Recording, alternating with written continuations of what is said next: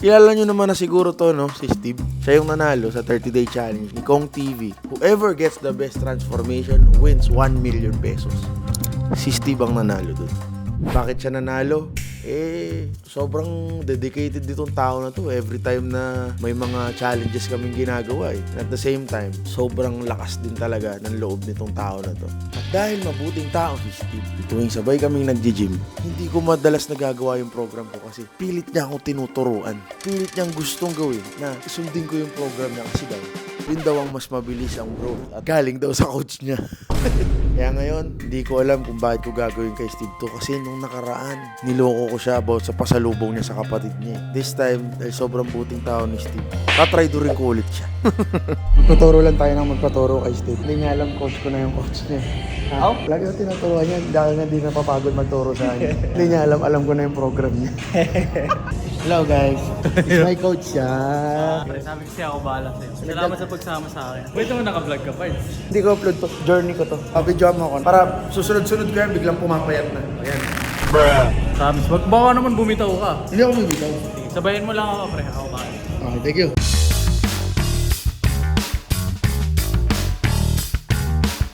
Di ba para sa legs yan? Hindi ito para sa legs. Na-unlock niya yung likod mo kasi stretch siya. Pero basta gawin gawin. mo na parang na-stretch.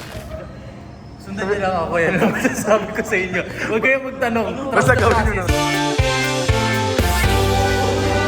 Ang una natin gagawin. Ano yung tinitingnan mo, coach? Tinitingnan ko na yung oras. Parang may tinitingnan na program eh. Ang gagawin is leg extension pero post rep.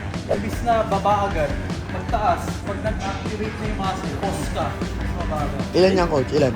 12 reps lang. 12 reps? Yung challenge nga mas marami pa yung ginawa ko dyan Yung challenge na yun, there's nothing wrong. Pero it's a competition. If you want to do the right way, hindi ka dapat susobra ng reps. Kasi hindi natin pwede na mag-muscle fatigue. It should be challenge. Sige. Pag hirap ka, ibig sabihin goods. Pero pag magaan, niloloko mo yung sarili mo. Tama. Mga good motivational words from Coach Steve. Warm up lang, 4 to 6 reps para lang hindi mabigla yung muscle.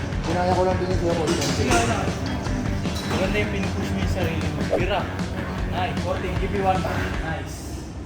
Diba? Burning sensation yun. Kaya next na gagawin natin is front elevated split squats. Dapat talagang alam mong nasi-stretch. Sa mga panahon na to, kita nyo naman kung paano magturo sa akin si Steve. Talagang buong puso, talagang gusto niyang gumanda ang buhay para talaga sa well-being ko.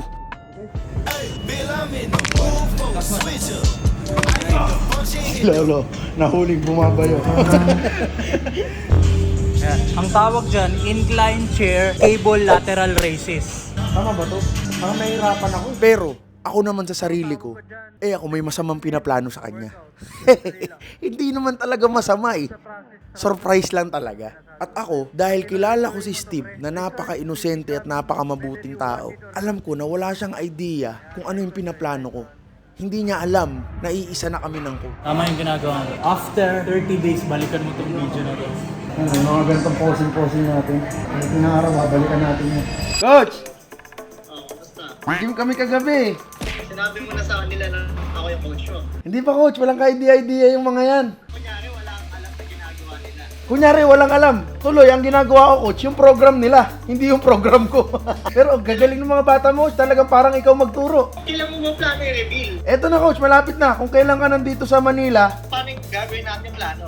si Steve i-meet up mo coach. Sabihin mo lang sa kanya. Tingin ko lang magiging magka-vibes kayo na tong bago kong client. Foreigner siya eh. Sa Sabado, yayain ko si Steve, tapos sabihin ko sa kanya mag-workout kami, pero late ko na lang sabihin sa kanya na may client pa ako na mag-join sa Si Mais. Thank you coach. Maraming salamat at ayoko na rin, gusto ko na rin pagmamalaki na kita, alam mo yun? Okay, sige. Hindi na low-key. Pangit mo may tinatago eh. Sige bro. Okay, thank you. Thank you coach. Siyempre, lahat ng mga plano, hindi pwedeng plano lang. Dapat i-execute mo. Tapusin mo kung anong nasimulan mo. Kumbaga pati pamilya, iwan. Hindi, mali yun. Iba yun. Pero, darating yung araw na kailangan mo nang tapusin yung sinimulan mong plano. Kaya ito na, ang araw ng revelasyon. Pwede na ako mag-gym? Alam, pipi ko na ako sa'yo. Birds, gym na tayo mamaya. Pagod nga ako ngayon. Tama ba kung dami kong ginawa kahapon? Birds, kahit na. Ang pagod, hindi yan dahilan. Sabi ko kay Steve Steve, babalik ako ng gym kasi gusto kitang samayan lagi. Ilang araw mo na akong di sinamahan? 3. Kasi, 2 araw sa sabon. Oh. Kahapon, taping. Uy, si taping ni pag-gym parts. Ano tayo? Ikaw pa naman yung inspiration ko. Parehas tayo, top 2 parts. Dapat tayo maging inspiration nila. Kasi totoo lang kasi, nung tinalo mo ako, nawalan na ako ng gana sa buhay. Kasi baka kahit anong laban ko, hindi ako mananalo. Kaya sabi ko magle-let go na lang ako. Kasi yun, dumating ka, na-inspire ako sa'yo ulit. Ano, nung nakikita kitang nag-gym at pawis na pawis. Tapos ngayon, mag-gym ka ng ano, kung kailan di ako pwede. Kasi di ka pwede ngayon. Guys, andyan si Steve. Tatampu-tampuhan ako kasi nung mga nakaraan din niya ako sinasamahan mag-gym. Ngayon, nagluluto ako ng hotdog. Pinapakita ko sa kanya na hindi talaga ako sasama kasi kakain ako ng hotdog. Kaya huwag kang mag-alala, maya magkasama rin tayo. Parts ko kasi yung parts sama. Dali mo na lang yung kotse. It's never too late to change. Not just change your clothes, but change your life. Wow! I'll give you a minute to think about it. Asan susi mo, parts? Ito, dito sa lamesa. So long. Ingat, ingat. Brother. Nakaligo naman na ako eh. Tapos, bibihis ako. Kasi yung coach namin, naghihintay na doon. Si Dudut, nag-workout na siya. O dahil sa akin, kumuha na rin siya Ng membership dito? Tapos kasama ko lagi siya. Parang gusto pa niya rin talaga mamit. Kasi kung ano yung binubuhat namin ni Argon, sumasabay siya. Malakas naman siya bumuhat talaga. Feeling ko malakas siya. Pero kung ano yung binubuhat ko, yun yung binubuhat niya. Kung ano yung workout niya, mas okay nga daw. Sana, one day, mamit natin, di ba? Pagdating ko doon, ako yung kliyenteng hinihintay. Bobo ka, Steve. Pero salamat dahil ini-inspire mo ko sa pag-gym palagi. Eh, hindi naman dapat ako titigil, kaso nga, napilayan ako. Pero ngayon, di na ako titigil ulit. Ngayon, tapos ko magbihis. Babaon ako. Sabi ko, baunin niya yung hotdog ko. What? Hindi niya ginawa. Siyempre, yan. Dapat post-workout meal, di ba? Brown rice. Not healthy pa din. Dapat may protein. Protein. Protein. Protein din yan. Siyempre, gawa tayo ng free gym. Dito na kami, yung coach namin. On the way na siya dyan, coach. Pasunod na ako. Here I go! Here I come! Here I come! Steve, naiwan mo yung baho mo, Steve. Pero huwag kang mag-alala. Ihatid ko sa'yo.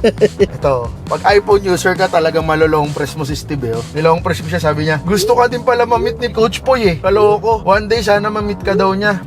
Ngayon, sobrang wala siyang idea. Replyan ko siya. Sayang, alis kasi kami ni Chloe eh. Gusto ko rin talaga bumuhat. Ay nako, isang kaibigan na naman po ang masasaktan ng kalooban dahil sa pangtatrader! Ready na tayo guys, game face on na tayo. Boy, natatawa ako kasi di niya alam talaga. As in, wala siyang alam. Sinasabi niya pa kanina, like Dudut ba? Kakatawan ba ni Dudut? Di niya alam si Dudut yung kasama namin. Sabay na tayo, tsaka yung isa natin kasama. Bakit na ako ng Anytime Fitness? Piga ko, dilim pa na nakakatakot sa elevator. Ayan sila Steve, nag-stretching sa kabila. Steve! May naiwan kang baon! Sabi mo, di ka makakapunta. Hindi, in-invite din ako ni Coach Boy kasi. Hindi naman ikaw pinuntahan mo eh. Ako pala yung dinadala niya, pre. Bakit di ba? Hindi, pero may dahilan din ako puntahan ka. Bakit? Pinimit ko yung coach ko. Ay, coach mo rin. Oo! Ako ang nauna. Ikaw ang nauna, ako ang nagwagi. Niloloko ko yun ni Argon parehas. Bakit? Kasi nagpapaturo ko sa inyo, eh, may program naman ako sa kanya. Meron ka na? 2 weeks na ako nasa kanya eh. Pero bala, biglang ayos ng kain mo. Lahat. Sobrang natatawa ako sa'yo. Totoo. Sabi mo, ay, sakto. Nasuporta namin si Argon. Baka dun mo mamit si Dudut. Sabi niya. Sana nga, sana nga. Di mo get? Unang anak mo dito sa Payaman. Ay, coach, ito pala. Pakita ko sa'yo post-workout meal ni Steve. Post-workout meal Ito yung after niya mag-workout nang tinuturo mo sa kanya, ito kinakain niya, coach. Ito lagi. Ewan ko sa'yo, yan yung post-workout meal mo. Sabi mo, daling ko eh, baka malimutan mo. Pre, hindi naman ito yung kinakain ko, pre. Ano ba to? Hotdog, hot silog. Yung kainin ko. Hot silog. Kasi hindi ito ang dapat kainin. Hindi guys, ito. Ano sasabihin mo? Wala ko sabi. Nadudulas na ako kanina. Tinatanong niya ako, sabi niya sa akin, kasama ko si Dudut, nagka-cardio siya, 100 lang, sabi niya. Sabi ko, nag-walk ka lagi sa BGC. Oo, sabi ko, Steve, lagi kong ginagaya yung program mo. Hindi ko alam na. Alam mo na rin pala yung program ni Coach. Ang sa akin niya, 500 eh. Tumatawad lang ako ng 250 kasi sabi ko, ginagaya lang ito. Matagal na namin ang pag-usapan. Paano yun? Inaalala mo lang yung reps mo? O baka pag nagsiselfon ka mag-isa? Hindi, pag sumisiyar ako. Hindi kasi pag kami, nilalabas ko na yung cellphone ko. Shit, okay, ito yung gagawin muna natin, pre. Tangan, galing talaga magturo ni Steve, coach. Kala mo talaga, ano? Inaayos pa yung form ko. Sabi ko, tangina, hintay mo lang yung reveal ko sa'yo. Tinan mo, tatry-dorin kita. Alright, gym time.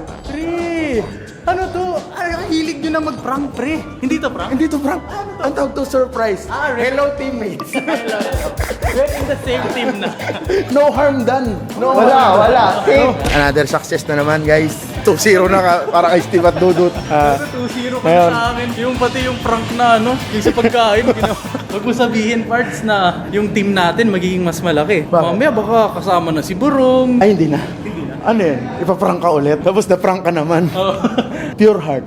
Pure heart. Kaya naman na Ikaw, yun. alam mo ano ka? Ano? Pure foods.